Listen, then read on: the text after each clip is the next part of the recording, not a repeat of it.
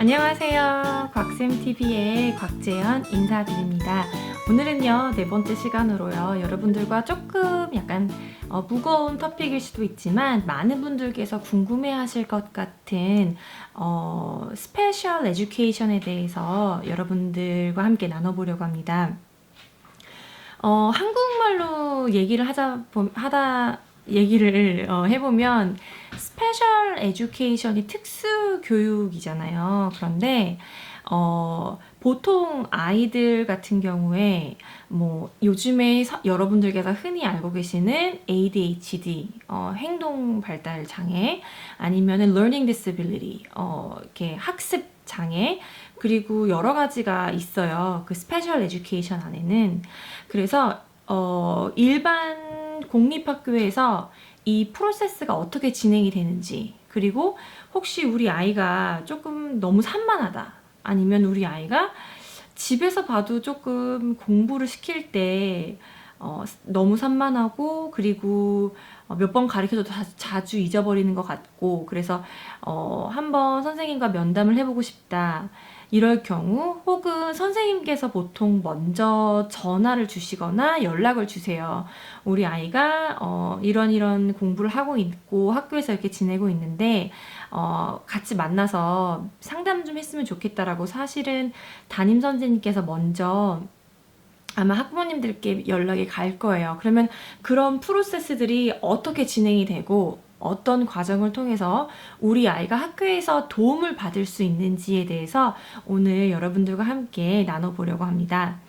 한국에서는, 제가 어렸을 때 한국에 다녔을 때는 산만한 아이도 있었고, 그리고 잘 못 쫓아가는 아이도 있었는데, 약간 이렇게 특수교육이라는 그런 것 자체가 사실은 이렇게 세분화되진 않았었던 것 같아요. 그런데 요즘에 한국에서도 많이 이제 특수교육에 대해서 ADHD나 뭐 러닝디스 학습 장애나 이런 것들이 많이 이렇게 알려지면서 사람들이 이제 거기에 대해서 더 관심도 많이 갖게 되고, 요즘에 제가 즐겨보는 금쪽 같은 내 새끼 있잖아요. 그거 보면서도 사실 저 굉장히 많이 배우고 있거든요. 그래서 한국에서도 많은 이런 인식이 있는 것 같아요. 그래서 한국에서 같은 경우에도 그렇고 여기도 그렇고, 사실은 저는 여기 공립학교에서, 캐나다 공립학교에서 이런 진행이 어떻게 되는지 제가 전반적으로 일단 설명을 드리고요.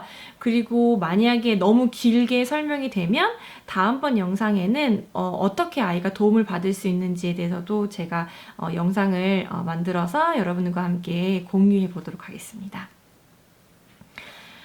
보통 이제 저학년 아이들 같은 경우에는요, 학교에서 담임 선생님께서 이제 이 아이가 조금 이런 부분에 부족한 것 같다라고 생각이 들면 그 아이를 유심히 관찰을 하고, 그리고 이렇게 적어요. 일지 같은 거에 이 아이가 이런 문제가 있었고, 그리고 뭐 너무 산만하고 집중을 하지 않는다. 그러면 처음에는 이 아이가 그래서 이거 테스트를 받아야 한다라고 단정 짓지 않아요. 처음에는 그런 이제 행동이 보이면 아이가 너무 산만하다거나 집중을 오래 못한다거나, 아니면은 뭐 공부를 배우는데 어려움이 있거나. 그런데 한국 학생들 같은 경우에는 이제 만약에 한국에서 온 지 얼마 안 된 친구들이나, 아니면은 이제 이중 언어를 사용해서 집에서는 한국어를 사용하고 학교에서는 영어를 사용해서 언어를 두 개를 사용하다 보니까 약간 아이가 이해하는데 어려움이 있거나 아니면 쓰는데 조금 어려움이 있다. 그거는 한국 친구들 뿐만 아니라 여기에 살고 있는 뭐 유태인 아이들, 러시아 아이들 뭐 다 적용이 돼요. 근데 그런 아이들 보면은 가끔 가다 이제 이중 언어를 사용하기 때문에 오는 그런 것도 있거든요. 근데 그거는 전혀 걱정하지 않으셔도 되고요. 오히려 언어 같은 경우에는 제가 다음 영상에 또 다루겠지만 이중 언어나 삼중 언어를 사용하는 아이들이 롱텀으로 봤을 때는 언어 습득 능력이 굉장히 빠르다고 해요. 그래서 그 부분은 걱정하지 않으셔도 될 것 같아요. 그래서 처음에는 선생님이 관찰을 하고, 그리고 그 관찰된 부분을 부모님과 상담을 해요. 그래서 부모님과 아이와 이제 growth plan이라는 같이 이제 그 계획을 잡아요. 그 계획 안에는 이 아이의 부족한 것들 이렇게 포인트로 이렇게 적고, 그리고 이거를 위해서 우리가 이런 계획을 할 건데, 이런 계획을 통해서 아이를 도와줄 건데, 그 기간을 한 4주에서 6주 정도 잡고 실행을 해요. 집에서 학부모님께서 도와주실 수 있는 방법들도 나오고, 그리고 또 선생님께서 우리 아이한테 도움을 줄 수 있는 플랜도 같이 있고, 우리 아이 스스로가 노력할 수 있게끔 아이가 실천할 수 있는 계획들 또한 이렇게 적어 놓습니다. 그래서 예를 들어서 뭐 라이팅에 뭐 아이디어를 정리하는 거나 그런 게 좀 약해요. 아니면은 이 아이가 정리하는 부분이 좀 약해요. 아니면 주의가 좀 산만해요. 그러면 먼저 예를 들어서 학교에서 진행되고 있는 뭐 아침에 학교에 들어오면 루틴이 있잖아요. 뭐 알림장을 열고, 그리고 뭐 앞에 선생님이 그 써놓은 메시지를 읽고 거기에 관해서 혼자 독서를 하거나 이제 그런 스텝들이 있는데, 어떤 아이는 그런 스텝 다 무시하고 매일매일 진행되는 루틴인데도 불구하고 다른 짓을 하는 아이들이 있어요. 그런 아이들 같은 경우는 책상에 이렇게 적어 놓거든요. 1번, 2번, 3번, 4번. 그래서 이제 그런 것 또한 플랜 안에 포함이 되어 있어요. 그래서 이런 세세한 플랜을 가지고 4주에서 6주 정도 같이 봐요. 그래서 같이 집에서도 서포트를 해주고 학교에서도 선생님께서 서포트를 해주고, 그래서 그 플랜이 4주에서 6주 지난 후에 부모님과 다시 한번 미팅을 해요. 그래서 이 아이가 발전을 했는지, 임프루브먼트가 있었는지, 아니면 그래도 스트러글을 하는지, 그러면 그 후에 결정을 합니다.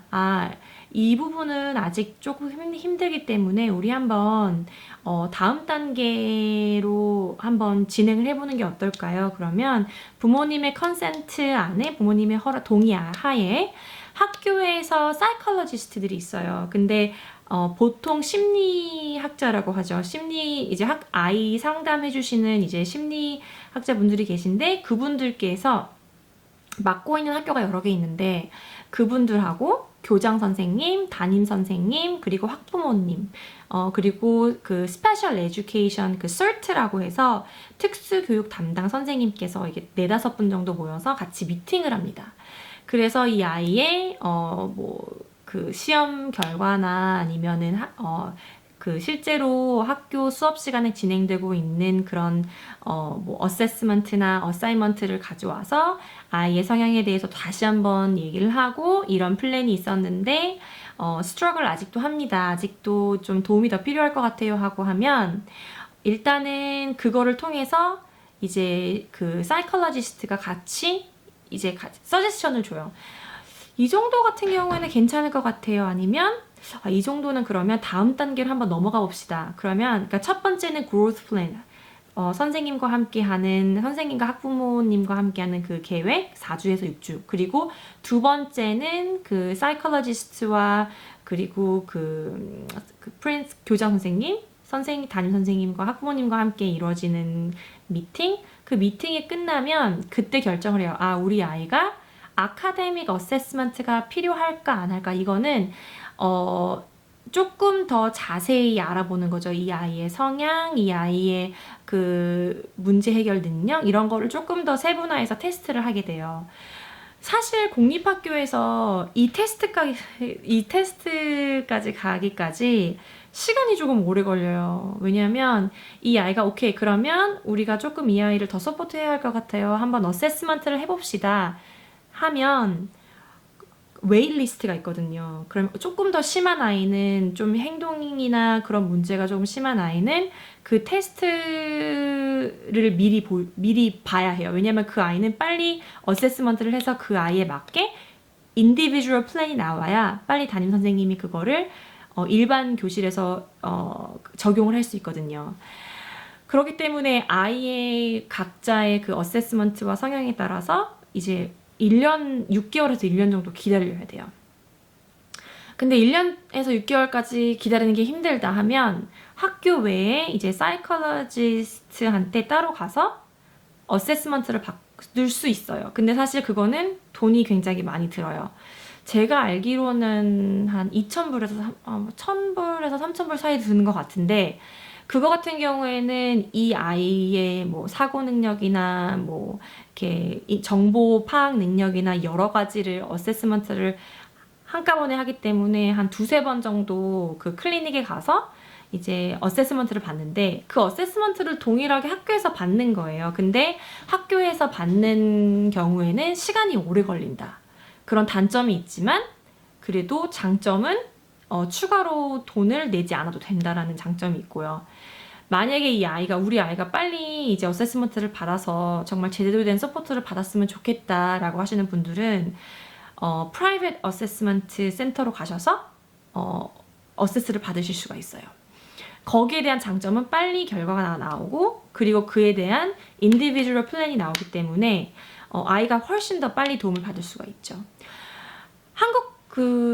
한국 마인드로 생각을 해보면 사실은 우리 아이가 레이블이 되는 게 싫다. 뭐 ADHD, 뭐 LD 뭐 이런 식으로 레이블이 되는 게 싫다. 그래서 난 안 한다라고 생각하실 수 있어요. 그런데 이 아이가 정말 필요로 하는 부분이라면 이 아이를 위해서 그런 플랜이 전혀 누가되지 않아요. 왜냐면 차라리 제 개인적인 생각에는 초등학교에서 그 서포트를 제대로 받으면 그게 성적표에 남지 않거든요. unless 여러 가지 시츄에이션이 있어요. 여러 가지 상황이 있는데 보통 이렇게 인디비주얼 플랜이 있는 그 어세스먼트를 받고 나서는 IEP라는 Individual Educational Plan이 있어요. 그 아이에 맞게 이런 뭐 ADHD 성향이 있고 이런 성향이 있어서 이렇기 때문에 이거는 법적으로 담임 선생님들께서 A부터 뭐 Z까지 이 아이의 시험을 볼 때나 아니면 아이가 학습을 할 때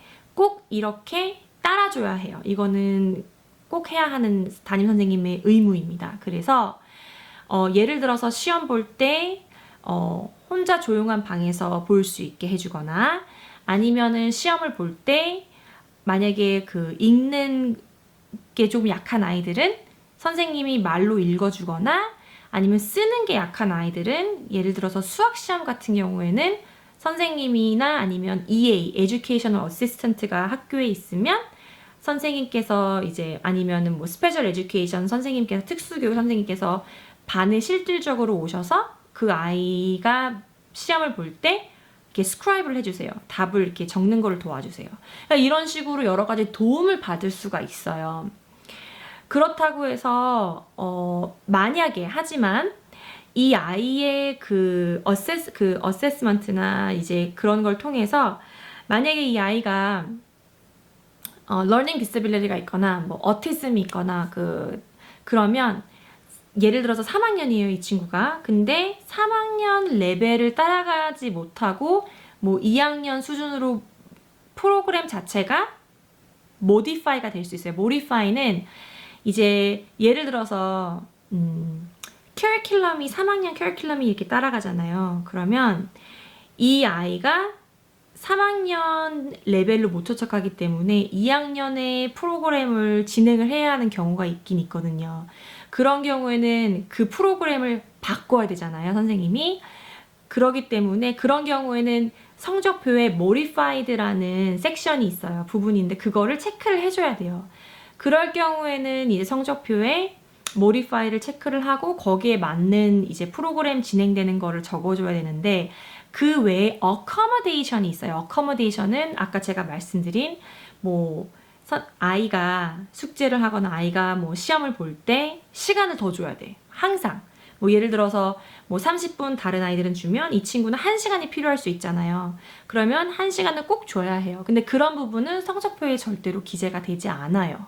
그리고 인디비주얼 플랜에 따라서 그 아이가 조금 더 이익을 볼 수 있게 해주는 그 프로그램이기 때문에 아이한테는 훨씬적으로 많이 궁극적으로 봤을 때는 많이 도움이 되죠.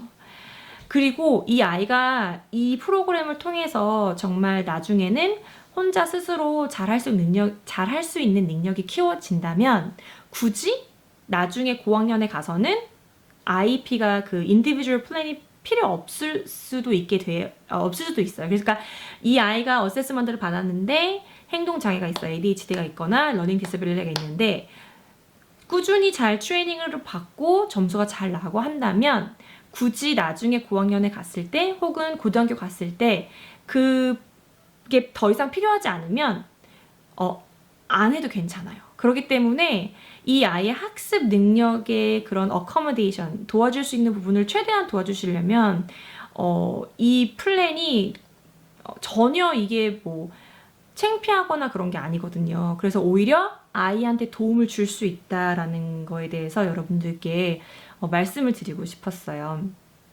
제가 작년에 실질적으로 3학년 아이들을 가르칠 때 저희 반에 한 반 정도가 20명 중에 한 11명, 12명이 그 인디비주얼 플랜이 있었거든요. 그래서 그 아이 하나하나 다 제가 그거를 뭐 시험을 볼 때라든지 아니면은 아이가 뭐 공부를 할 때라든지 제가 다 일일이 도와줬어야 됐었거든요. 그래서 참 개인적으로는 저한테 굉장히 어려운 그런 숙제였죠. 왜냐면 반 아이들을 20명 아이들이 23명 있었거든요. 20 몇 명 되는 아이들을 가리키면서 그 다른 아이들은 12명의 각자 다른 니즈를 갖고 있는 아이들을 또 같이 또 도와줘야 되는 거예요. 그러니까 저한테는 굉장히 선생님으로서 많이 배울 수 있는 그런 경험을 쌓게 해준 그런 참 의미 있는 한 해였거든요. 그런데 이게 선생님 입장에서는 쉽진 않아요. 왜냐하면 그 아이의 성향을 굉장히 다 파악을 하고 그 플랜을 거의 외워야 돼요. 그래서 시험을 낼 때에도 조금 다르게 내거나 조금 더 이 아이가 이해하기 쉽게 내거나 그리고 항상 저희 반에 에듀케이셔널 어시스턴트라고 해서 이제 EA가 항상 있었거든요. 그래서 그 선생님과도 항상 얘기하고 또 그 특수교육 선생님하고도 항상 미팅을 잡아서 이 아이가 어떻게 하면 더 잘 배울 수 있을지에 대한 고민을 계속 했거든요.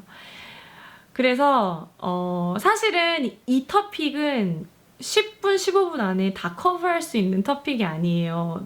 너무 크기 때문에요.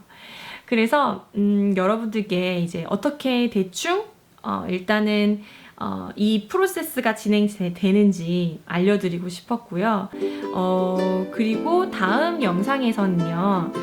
초등학교 3학년 아이들이 기프트 테스트, 영재 테스트를 받아요. 그래서 거기에 대해서 조금 더 설명을 해드리도록 할게요. 왜냐면 기프티드 또한 스페셜 에듀케이션에 포함이 되거든요. 그래서 언제 테스트를 하는지 그리고 그 테스트를 하게 되면 어떤 방향으로 우리 아이를 가리킬 수 있는지 또 그 의미가 뭔지에 대해서 기프티드라는 그 의미에 대해서 여러분들과 함께 나눠보도록 할게요. 제가 뭐 여러 가지 오늘 이야기를 드렸는데요. 일단 특수반이 따로 있기는 해요. 그것도 다른 영상에서 제가 알려드리도록 할게요. 일반적으로 오늘 말씀드리는 거는 우리 아이가 학교 다니면서 담임 선생님과 이런 어세스먼트, ADHD나 LD나 이런 그 어세스먼트가 어떻게 이루어지는지 오늘 말씀드렸습니다.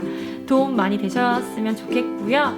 다음 영상에서 또 뵙도록 하겠습니다. 감사합니다. 오늘 하루도 러블리한 하루 보내시고요. 엄마들 파이팅!